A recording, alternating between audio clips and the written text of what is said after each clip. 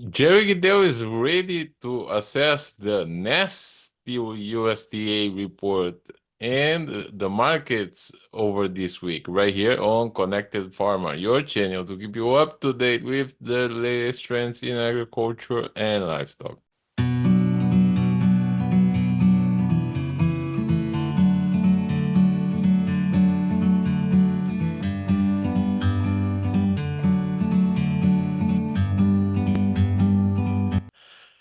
So, Jerry, before you can explain why the USDA report will be nasty, I would like you to summarize a little bit of the markets, the commodity markets this week. Well, we ended up this week of course, the report is out on Thursday, so after Tuesday, we really weren't paying attention to a lot of other things.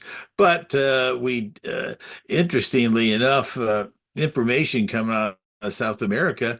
Wow, we had some inkling of this last week from uh, one of the exchanges saying that there was a a virus, a uh, bacteria, something or other that's impacted their corn down there, and they felt like that they had, a lot of missing kernels and a lot of issues on their corn, and that, and we got another update of it actually the day of the report, which to some extent the USDA is not going to be able to pick that up right away, but it turns out that they didn't seem to even acknowledge maybe some issues there. They did take Argentina's corn that they raised 1 million metric tons last month. They took it down 1 million metric tons this month on that and that. But boy, there's some estimates down from both the exchanges down there of numbers that are 5 to 6 million, 6.5 million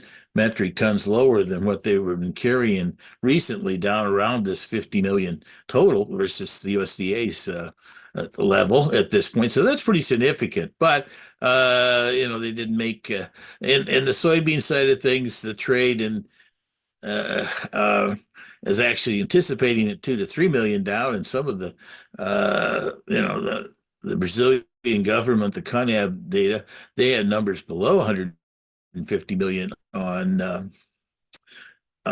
soybeans, and they had numbers below, down in the 114s and that on corn.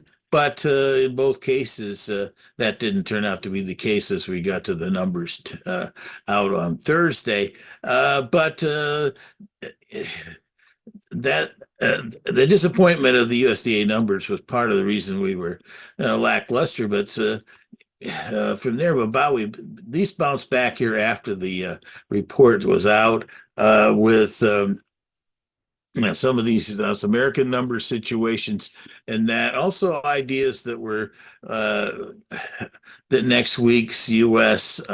Soybean crush on Monday was going to end up being a good recovery there. And that up around the 196 to 197 million number.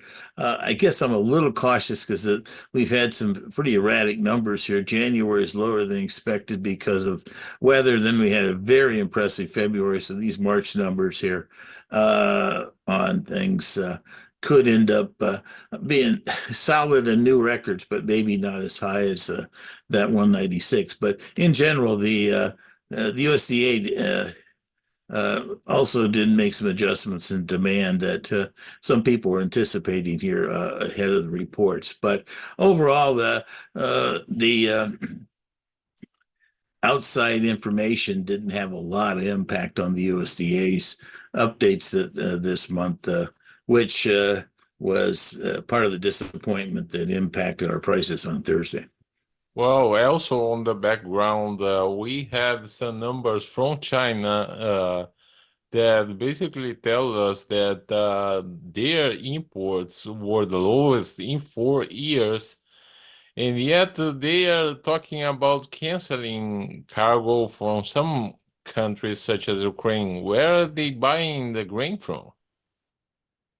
Well, that's the interesting twist on all this thing is that uh, well, here in the U.S., they bought some corn back in the wintertime and that, and they shipped possibly, I think the idea was 360,000 tons out of 600,000 they bought that they were shipping here this month, and that. But then there's now talk that they've probably canceled the May purchases and that. And so right now, there seems to be an attitude floating around in the market that the Chinese purchasing people are trying to support their own their own prices out there to encourage production here going into planning to production for the 2024 year. There's some logic to that, but I'm not sure that there's really a connection sometimes between the exports from other countries into their imports to the domestic market. There hasn't been a real strong connection of that over the years, but that definitely has been noted here and was the justification for some of these cancellations, either from us or from Ukraine or and that type thing on the corn side of things. They also back here uh, in January or and that it did revise up their corn production for last year from that standpoint. But well, I guess it's going to be an interesting situation here at this point. The other side of the thing is that the livestock industry over there needs some less expensive corn from that standpoint. They've been losing money here for at least for the last year, maybe 18 months. So it's been a tough go over there for the meat production in China. Yes, and I kind of I want to explain my teaser because um, my friend Jerry, he was talking about a nasty USDA report off the air, and I used his quote. Now, I want him to explain now why he used the word nasty. I'm not sure he wanted to use that word on the video, but let us know why. Well, basically, it was they didn't change anything when there was lots of expectations and indications of issues, both in demand, or excuse me, in production numbers, both in the U.S. here, well, excuse me, in South America on the production side, and to some extent, the actualities that we've had here in the USDA's, the reports didn't really change anything. That's the wildest thing about it. They have had that tendencies in the past, sometimes not to change things, waiting for more information and that. But the uh, somewhat, I'd have to say, and I really specifically, they were talking about this ahead of the report, our conversation here tonight, and that it was really not even a tip of the hat of ideas. We reduced Argentina's number for South America, and I think that's really the key feature here is that South America's crop sizes there's so much dynamically different between the governments in Brazil, the reports out of the exchanges on Argentina versus what the USDA currently has, and that's significantly different impact. I realize that there's some cautionary ideas from the USDA about trade and wire services reports and stuff like that. But when you're talking about in the case of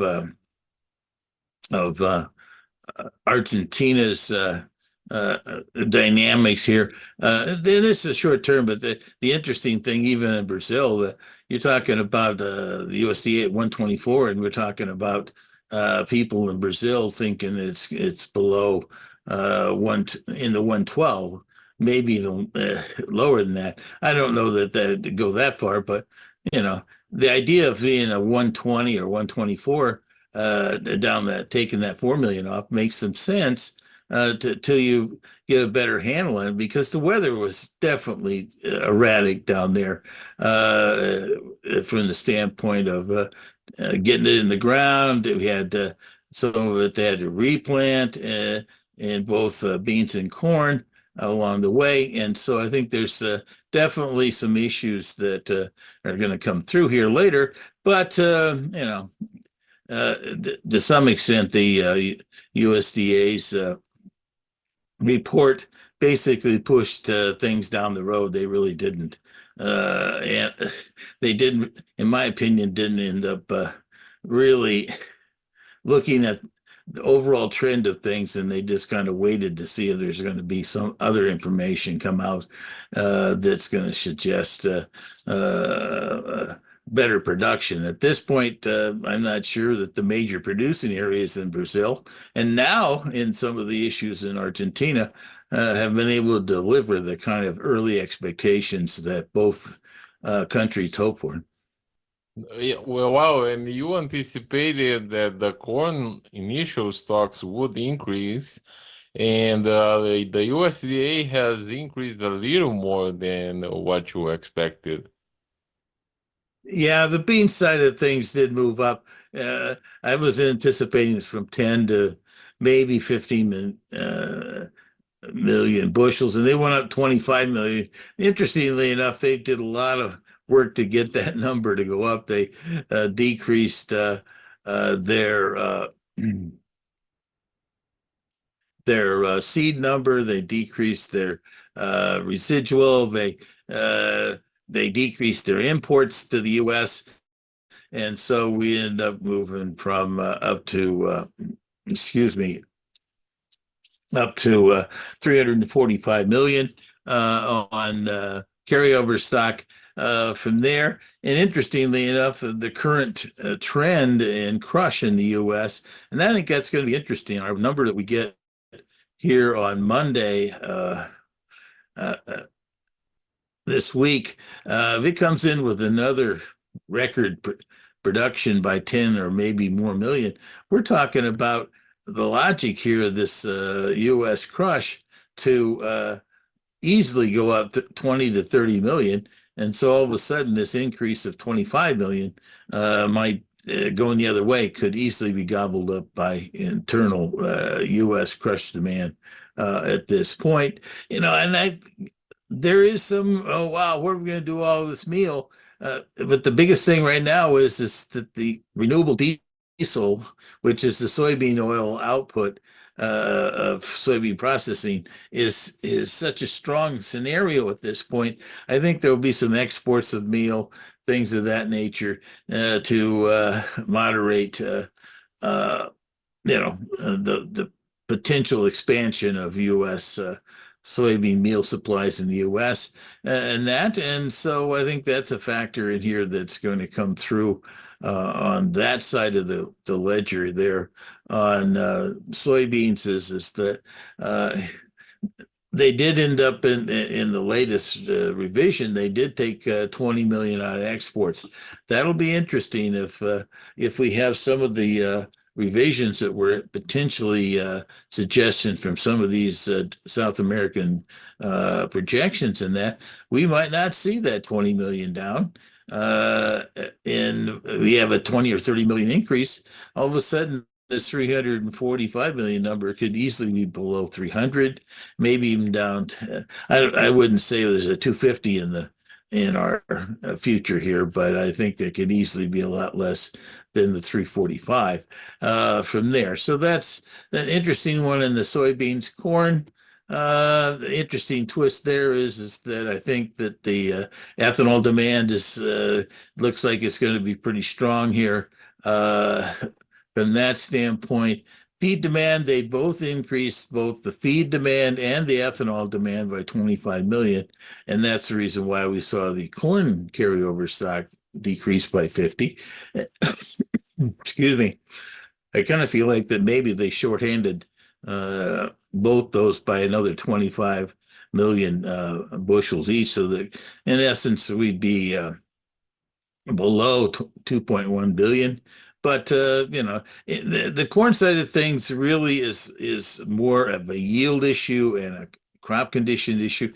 Uh, we're not going to be able to reduce our corn carryover stock from the standpoint of a 2.2 billion bushel number down to 1.5 without some U.S. weather conditions coming through. And right now, at least, we've had rains in the eastern corn belt here the last week or so, maybe, and that which is going to slow down plantings there. But west of the Mississippi, Iowa, Indiana, Iowa, Minnesota, Nebraska, Kansas, they'll be about planting this coming week. And this kind of like last year, they had some good dry conditions out there that made people quite nervous about our yields for 2023.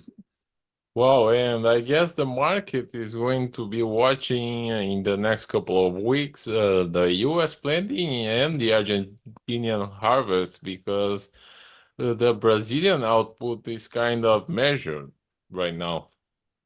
I agree that on the soybean side, the big question is of what is the difference of what's already been harvested and what, and the soybean side of things in Brazil. There's definitely could have an impact on second crop corn output if we did have generally kind of a dry spell going here in Brazil in those important Rio Grande, excuse me, I'm sorry, Mato Grosso, Goiás, uh, Paranon, and that. But we did get one batch of inch rains or so that did hit in that part of the area. So it was a timely rain. If we hadn't have seen that, I've got a lot more excited about their corn crop potential in Brazil. But the thing about it is right now, the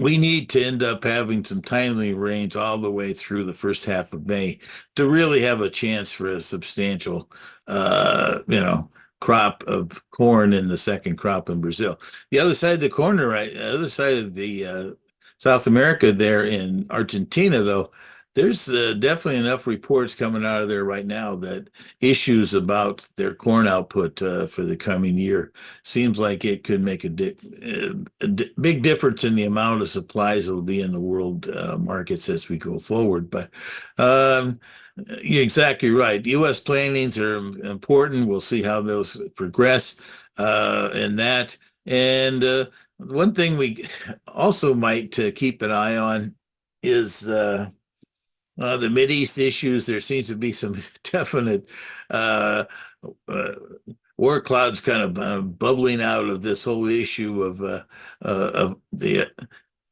Israelis taking on the and damaging some Iranian situations in that, and that definitely could escalate things there. The Ukrainian situation, interestingly enough, they have been able to get their uh, exports kind of in the last month or so. They've really got them back into pretty good steam here. I guess going down on the west side of the Black Sea and getting them out of there. I guaranteed the whole month of April is going to be a record, but there's lots of talk of a very good shipments going on, which is good for the Ukrainians. They definitely need every buck they can to go ahead and keep defending themselves against the Russians. But at this point, the world tensions and things like that are also a big factor that could bubble up in this thing as we go forward.